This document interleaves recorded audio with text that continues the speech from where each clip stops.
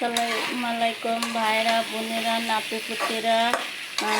আজকের রেসিপি হচ্ছে মুরগির গোশত। আমার মুরগির গোশতটা দেখুন কত সুন্দর করে আমি কষিয়ে নিচ্ছি। এইভাবে আপনারা ভালো করে মশলাটা কষিয়ে নিলে খুব মজা হয় গোশতটা খেতে। তা আমার এই যে মুরগির গোশতটা কষানো হয়ে গিয়েছে, আমি এতে দেবো এখন গরম পানি। দেখতে থাকুন।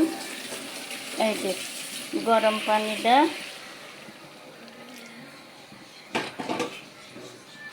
পানিটা দিয়ে দিলাম।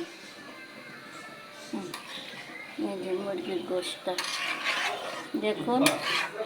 আমি এখন ঢাকনা দিয়া ঢেকে 10 মিনিট পরে আমি ভাজা জিরার গুঁড়াটা দিয়ে দেব। এই যে 10 মিনিট ঢাকনা দিয়ে ঢেকে রাখবো। এই যে ঢাকনা দিয়ে দিলাম।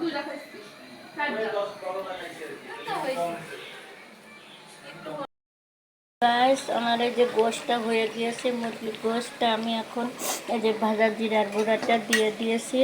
এখন আমি নামাবো।